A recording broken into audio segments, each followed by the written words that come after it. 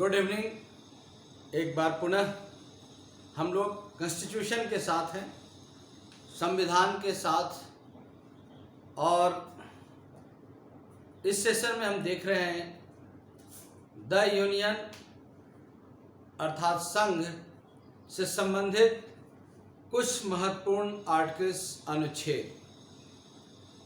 आप लोग इतने उत्साहपूर्ण आप लोगों ने कल का क्लास किया, बहुत बड़ी संख्या में आकर विश्वास जताया कि इस क्लास के बारे में, और आपने बहुत सारे कमेंट भी आप लोगों ने लिखा।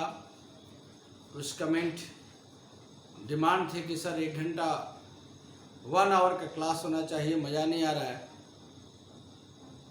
तो उसके लिए हम लोग बात करेंगे। अगर आप लोग चाहें तो हम उस पर विचार कर सकते हैं। लेकिन सबसे बड़ी पहली बात हम शुरू करते हैं आप लोग का अभिनंदन करते हुए कि अनअकैडमी प्लेटफॉर्म पर मैं अपने विषय के साथ हूं, और मेरा नाम ज्ञान प्रकाश है, और विगत 2010 से लेकर 2020 तक 10 सालों का लगातार टीचिंग का एक अनुभव जिसे मैं आपके साथ शेयर कर रहा हूँ, और ट्राई टू मेक इजी।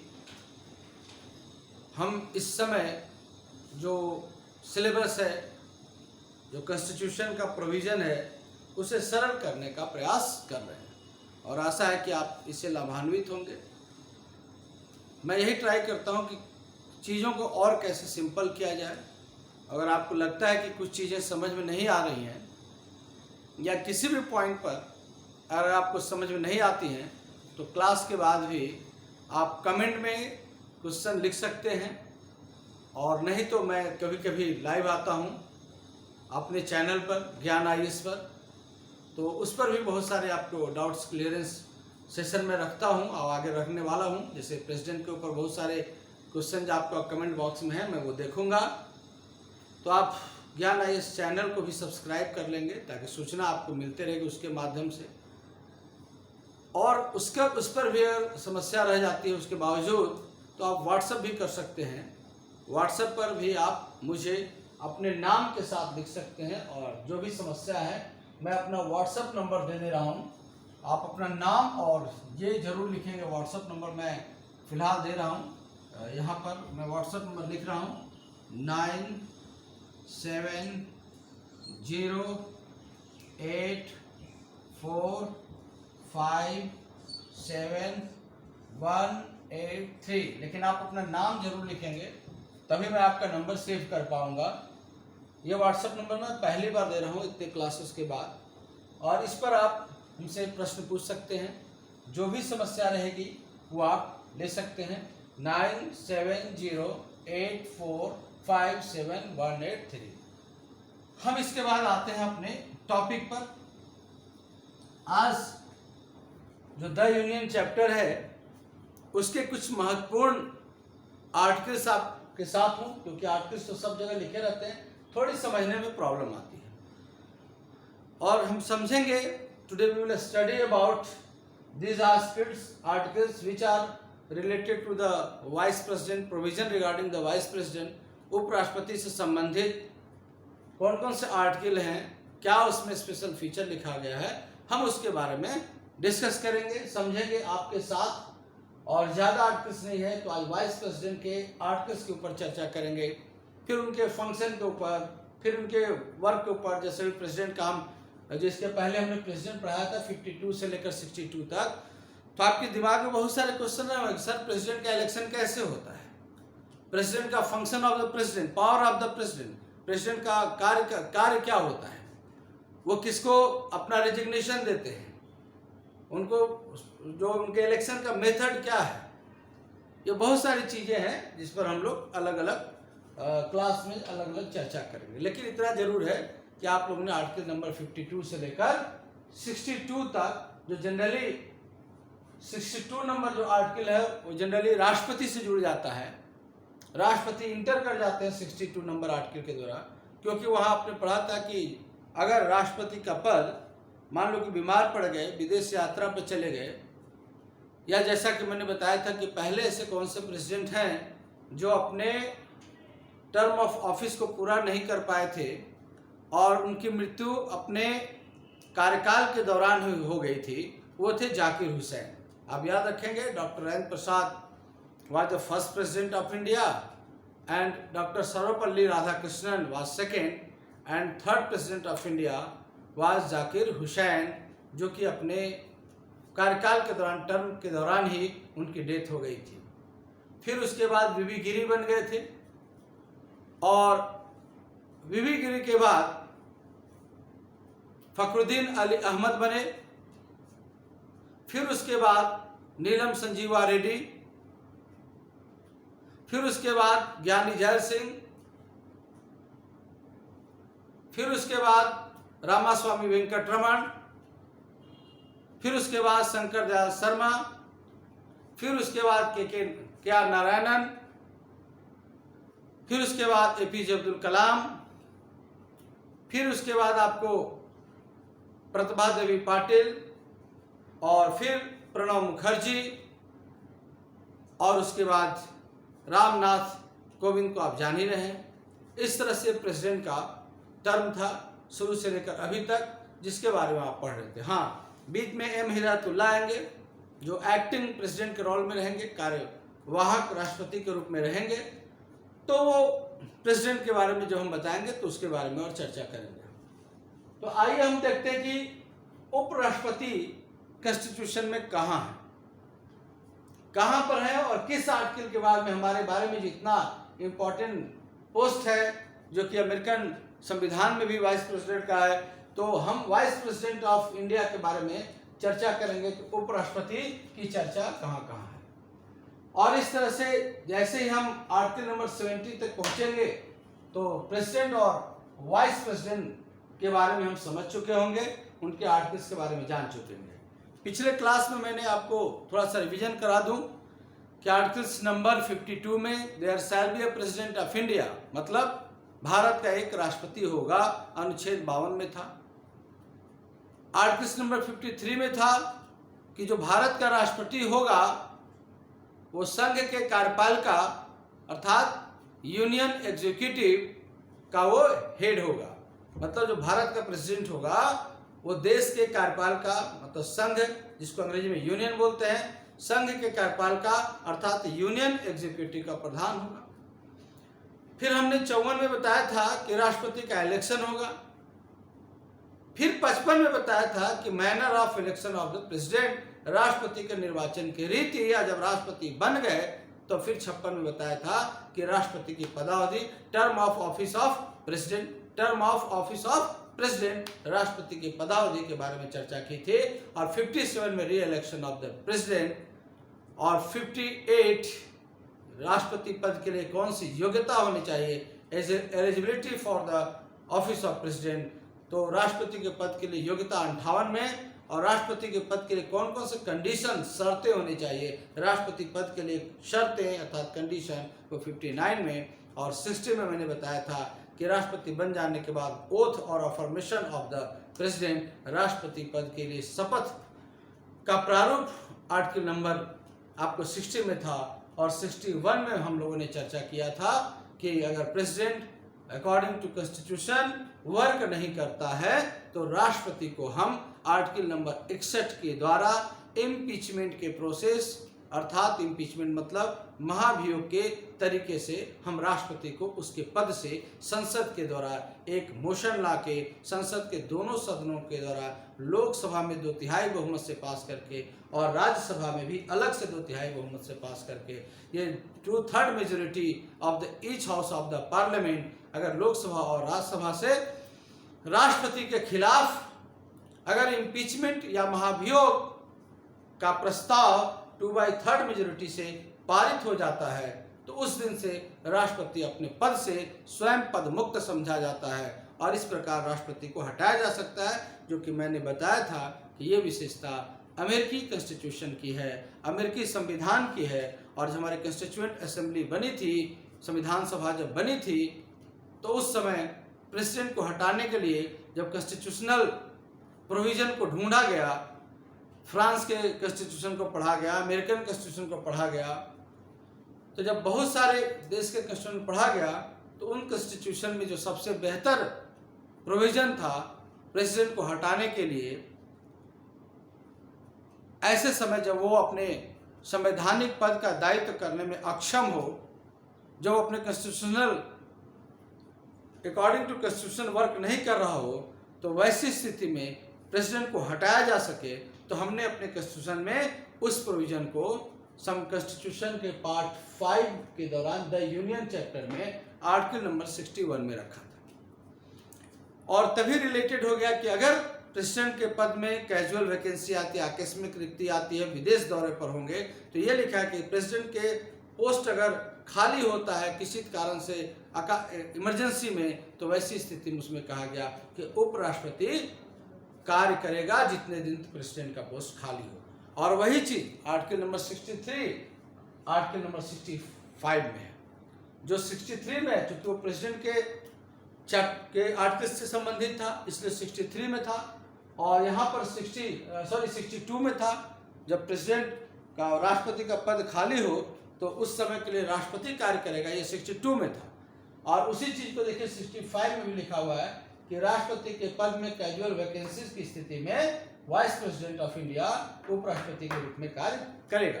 अर्थात जो 63 है और 65 है, दोनों को एक साथ पढ़ने के बावजूद ही, एक साथ पढ़ने के बाद ही आप प्रेसिडेंट के जो कैजुअल वैकेंसी है, अर्थात जो राष्ट्रपति के पद में एकाएक उनका पद खाली हो जाए, उनकी मृत्यु हो जाए, वो बीमार हो जाए, लंबी छुट्टी पर चली जाए, तो आर्टिकल नंबर 62 और आर्टिकल नंबर 65 दोनों के जो प्रोविजन को आप जोड़ के पढ़ते हैं तो कुछ आपको महत्वपूर्ण सूचनाएं मिलती हैं।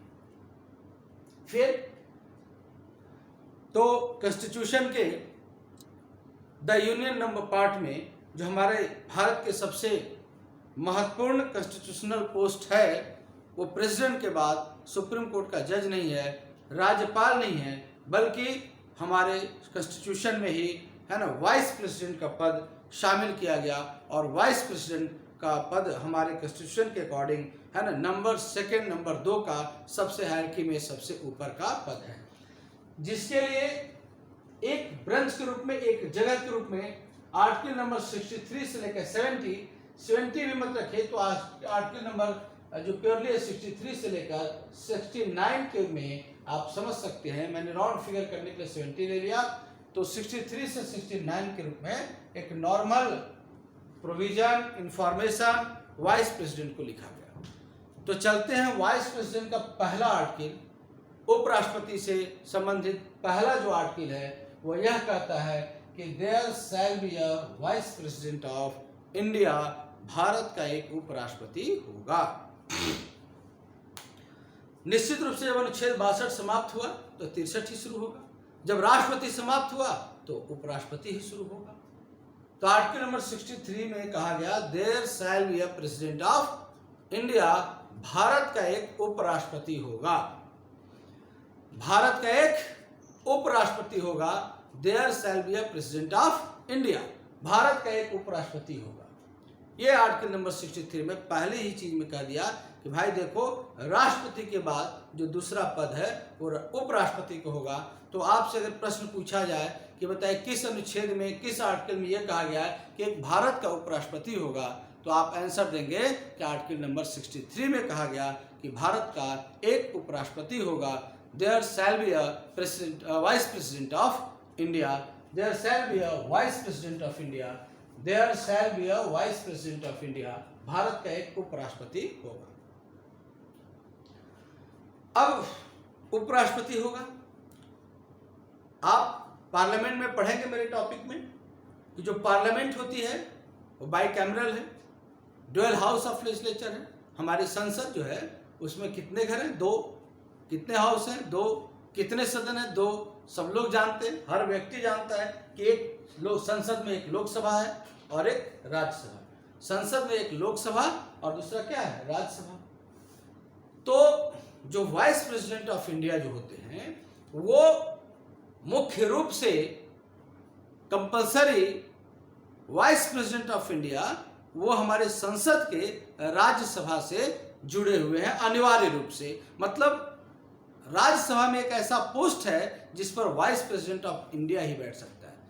लोकसभा, मान लें कि आपके घर में 2 कमरे, एक लोकसभा, तो लोकसभा का जो हेड होता है उसको क्या बोलते हैं? लोकसभा का अध्यक्ष, स्पीकर, लोकसभा के स्पीकर बोलते हैं। तो राज्यसभा का जो चेयर होता है, जो राज्यसभा में सबसे ऊपर चेयर पर जो बैठते हैं, उसको क्या बोलते हैं? सभापति, और अंग्रेजी में चेयरमैन। तो जो राज्यसभा का सभापति है, जो चेयरमैन है, जो बैठ के आदेश देते रहते हैं कि राज्यसभा की कार्रवाई शुरू किया जाए, ये मंत्री अब ये प्रश्न पूछेंगे, ये मंत्री अब ये प्रश्न पूछेंगे। जो हेडमास्टर होता है राज्यसभा का, वो कौन होता है? वो देश का जो उपराष्ट्रपति होता है, जो वाइस प्रेसिडेंट ऑफ इंडिया होता है ना, वही जाके राज्यसभा में उसी चेयर पर बैठता है। और जो वाइस प्रेसिडेंट ऑफ इंडिया जब राज्यसभा में उस चेयर पर जाकर बैठता है, उस दौरान, जिस दौरान उस चेयर पर बैठा हुआ है, तो उसको उस समय हम उपराष्ट्रपति नहीं बोलते। उस समय कोई भी व्यक्ति, राज्यसभा में आप जानते हैं कि 245 मेंबर हैं, तो 245 में से कोई भी व्यक्ति खड़ा होकर यह नहीं कहता कि आदरणीय उपराष्ट्रपति महोदय। वो जब भी खड़ा होगा राज्यसभा में तो कहेगा आदरणीय सभापति महोदय। इसलिए देश का जो उपराष्ट्रपति होगा, अकॉर्डिंग टू आर्टिकल नंबर 64, जो भारत का उपराष्ट्रपति होगा वो राज्यसभा का सभापति होगा। जो भारत का उपराष्ट्रपति होगा वो काउंसिल ऑफ द स्टेट का चेयरमैन होगा। जो इंडिया का वाइस प्रेसिडेंट होगा वो राज्यसभा का क्या होगा? चेयरमैन होगा। ये आर्टिकल नंबर 64 कहता है। आप 64 पढ़िए।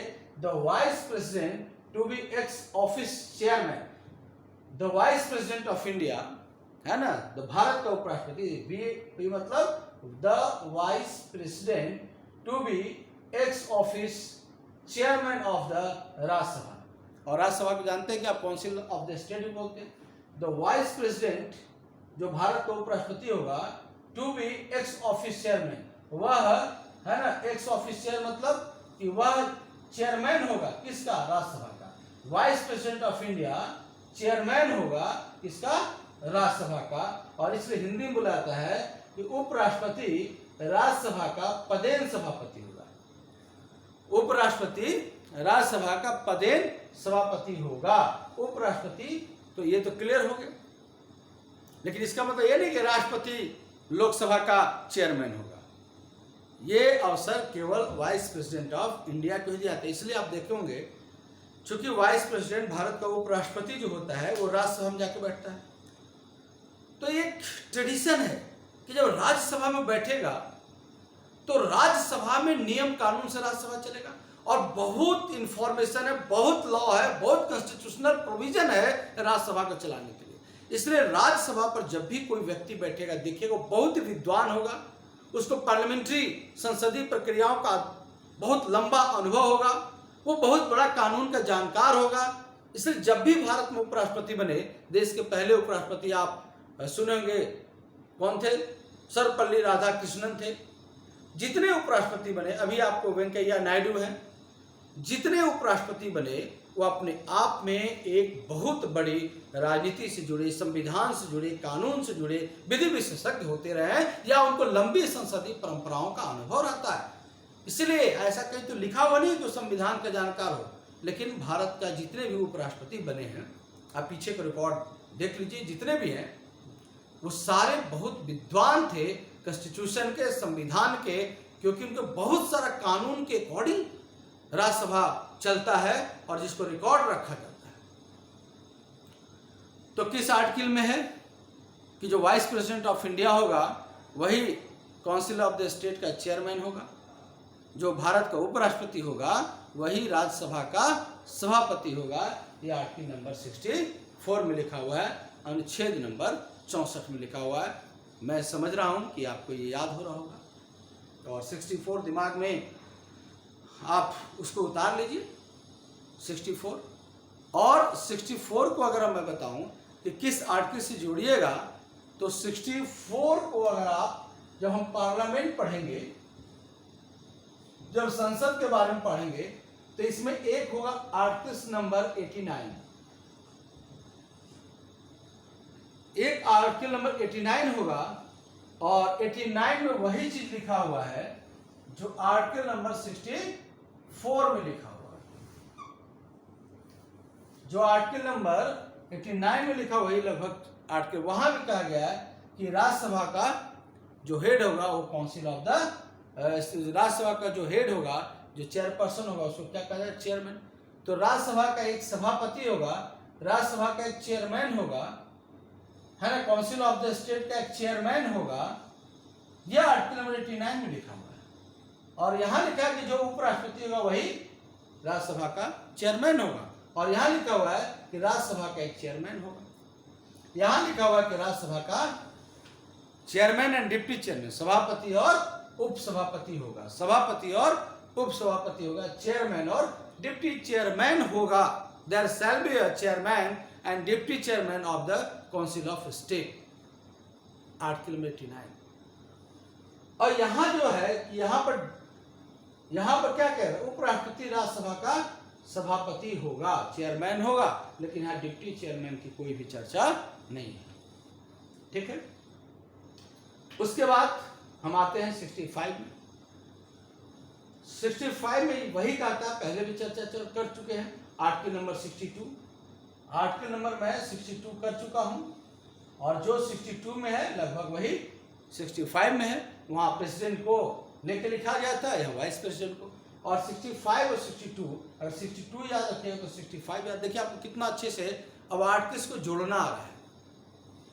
एक आर्टिकल को उठा के और दूसरे आर्टिकल के पास अब पुट कर रहे हैं, और दूसरे आर्टिकल को तीसरे आर्टिकल से जोड़ रहे हैं। यही सब चीज आपको नॉलेज नहीं रहता तो किताब जो पढ़ते हैं तो काफी समस्या आती है। तो आर्टिकल नंबर 65 कहता है कि राष्ट्रपति के पद में जब प्रेसिडेंट का जो पोस्ट है उसे किसी तरह की इमरजेंसी में, किसी तरह की कैजुअल वैकेंसी, मतलब होता है आकस्मिक रिक्ति, अचानक पद खाली है ना, तो राष्ट्रपति के पद में किसी भी प्रकार कैजुअल वैकेंसी होती है तो उस स्थिति में वाइस प्रेसिडेंट ऑफ इंडिया उस पोजीशन में भारत का उपराष्ट्रपति राष्ट्रपति के रूप में कार्य करेगा। क्योंकि राष्ट्रपति का तो 62 में लिखा हुआ था, लेकिन उपराष्ट्रपति को तो मालूम होना चाहिए कि उसके आर्टिकल्स में कहाँ ये लिखा हुआ है, उसके आर्टिकल में किस जगह लिखा हुआ है। तो वाइस प्रेसिडेंट ऑफ इंडिया का तो आर्टिकल 63 से शुरू होता है, इसलिए 65 में ये लिखा गया कि अगर राष्ट्रपति का पद खाली होता है तो वैसी स्थिति में कौन काम करेगा, vice president of India, act as the president of India. और जिस समय उपराष्ट्रपति भारत के राष्ट्रपति के रूप में कार्य करेगा, उसके वेतन, भत्ते, अलाउंस, सैलरी सब आपको राष्ट्रपति का ही मिलेगा। और उस दौरान वो राज्यसभा के बैठक में भाग नहीं लेगा, क्योंकि उसके सारे प्रोटोकॉल राष्ट्रपति वाले मिलेंगे।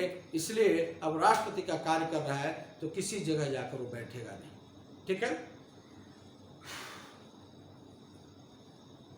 अब आते हैं आर्टिकल नंबर 66 पर। अभी तक हम उपराष्ट्रपति का चुनाव नहीं करवाए, तो 66 में कहा कि राष्ट्रपति का इलेक्शन होगा, इलेक्शन ऑफ प्रेसिडेंट। क्योंकि हमारा देश क्या कहता है कि वी आर द, है ना, हमारा कॉन्स्टिट्यूशन, हमारा प्रेम्बल क्या कहता है कि भारत में डेमोक्रेटिक होंगे, लोकतांत्रिक होगी, रिपब्लिक होंगे। तो इसलिए 66, 66, 6 लगातार। तो 66 नंबर आर्टिकल कहता है कि उपराष्ट्रपति का इलेक्शन होगा, इलेक्शन ऑफ द प्रेसिडेंट। और इसी में आपको मिलेगा वो सारी चर्चा कि राष्ट्रपति के इलेक्शन के लिए सारे जो शर्तें हैं इलेक्शन ऑफ द प्रेसिडेंट। जैसे आपको पूछा अगर क्वेश्चन आए कि राष्ट्रपति के उपराष्ट्रपति के इलेक्शन में खड़ा होने के लिए उनकी कितनी कम से कम एज होनी चाहिए, तो he has completed the age of 35 years. वो 35 साल पूरा कर चुका हो। अगर आपको उपराष्ट्रपति के पद के लिए इलेक्शन में खड़ा होना है वाइस प्रेसिडेंट के लिए, तो आपको कितना एज कंप्लीट होना चाहिए, 35 years. He has completed 35 age of 35 year. और इसकी चर्चा कहाँ है, उपराष्ट्रपति का खड़ा होने के लिए 35 इयर्स होना चाहिए। आप कभी सोचे कि इसकी चर्चा है कहाँ कॉन्स्टिट्यूशन में, तो उसकी चर्चा इसी 66 नंबर आर्टिकल में है, 66 नंबर। और एक चीज और इसी में लिखा हुआ है कि राष्ट्रपति के पद पर खड़ा होने के लिए आपको राज्यसभा की जो योग्यताएं हैं, राज्यसभा में के उम्मीदवार बनने के लिए जो एलिजिबिलिटी चाहिए, तो आपको उपराष्ट्रपति में पद में खड़ा होना है तो राज्यसभा के मेंबर बनने की जितने एलिजिबिलिटी चाहिए वो आप में होनी चाहिए। तो ये भी कहाँ लिखा हुआ है, ये भी इसी में लिखा हुआ है। ये भी इसी में लिखा हुआ है। तो इस तरह से आपको इलेक्शन ऑफ प्रेसिडेंट की चर्चा आर्टिकल नंबर 66 में है। अब आर्टिकल नंबर 67 देखते हैं कि अच्छा ये और चीज है कि जो उपराष्ट्रपति का इलेक्शन है उसमें पार्लियामेंट के संसद के लोग भाग लेते हैं और फिर यहाँ राष्ट्रपति वाला कंसेप्ट मत बनाएगा। इसमें लोकसभा के सभी सदस्य और राज्यसभा के सभी सदस्य उपराष्ट्रपति के इलेक्शन में भाग लेते हैं। Vice president of India is elected by the electoral college and electoral college the consist of the total member of the Lok Sabha and total member of the Rajya Sabha. और सिंपली हम लोग कह सकते हैं कि सिंपली हम कह सकते हैं कि total member of the parliament, या उसमें इलेक्टेड हो या नॉमिनेटेड हो।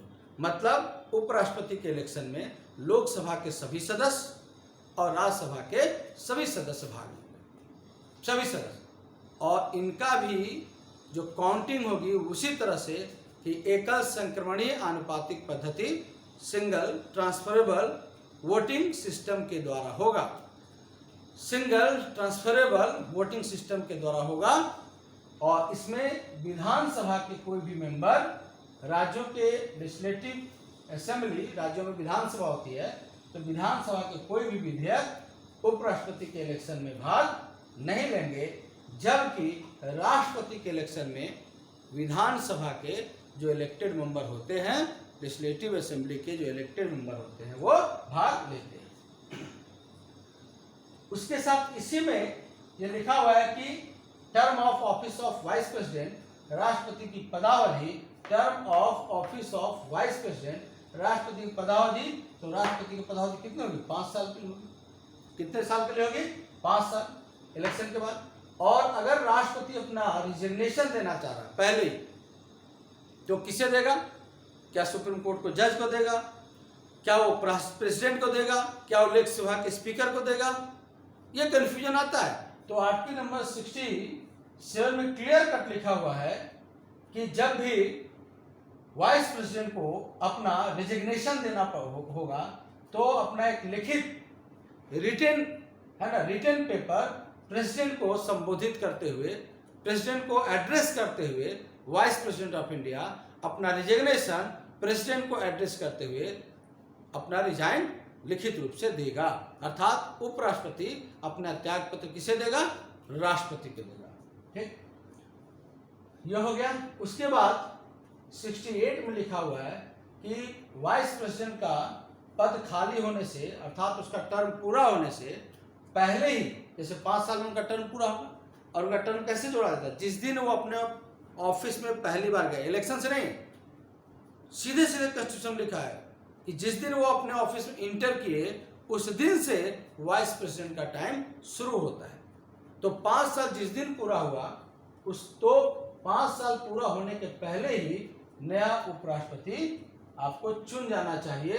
पद रिक्त होने से पूर्व ही नए वाइस प्रेसिडेंट का इलेक्शन हो जाएगा। और जब तक नहीं होता है तब तक इसी में लिखा हुआ है कि ये जो वाइस प्रेसिडेंट है तब तक अपने पद पर कार्य करते रहेगा। तो आर्टिकल नंबर 69 में है oath of the vice president,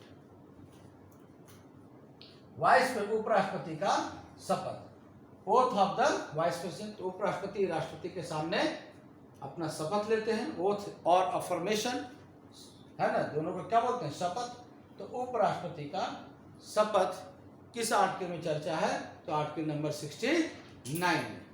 यहां तक एक कंटिन्यूटी में हम लोगों ने देखा वाइस प्रेसिडेंट के ऊपर, 63 से लेकर 69 तक, और 70 जोड़ लिए कि पार्लियामेंट में मेक प्रोविजन, संसद ऐसा कोई कानून बना सकता है, अगर मान लो कि राष्ट्रपति के लिए सारे कानून लिखे हुए, लेकिन पार्लियामेंट को यह अधिकार है कि जो संविधान में कहीं अगर डिस्क्राइब नहीं है और कोई ऐसा नया कानून बनाना है जो राष्ट्रपति को उसका अधिकार दिया जाए करने के लिए। ऐसे समझिए कि राष्ट्रपति के कार्यों के लिए जो कॉन्स्टिट्यूशन में कहीं लिखा हुआ सारा, और कुछ ऐसे कार्य है कि जो नहीं लिखा हुआ है और लगे कि इसको प्रेसिडेंट को करना चाहिए, तो चूंकि हमारा देश कॉन्स्टिट्यूशन के अकॉर्डिंग चलता है, तो इस संसद को अधिकार दिया गया है कि वो ऐसा प्रोविजन, ऐसा लॉ, ऐसा कानून पार्लियामेंट में make a provision regarding the functioning work of the president, तो संसद को अधिकार है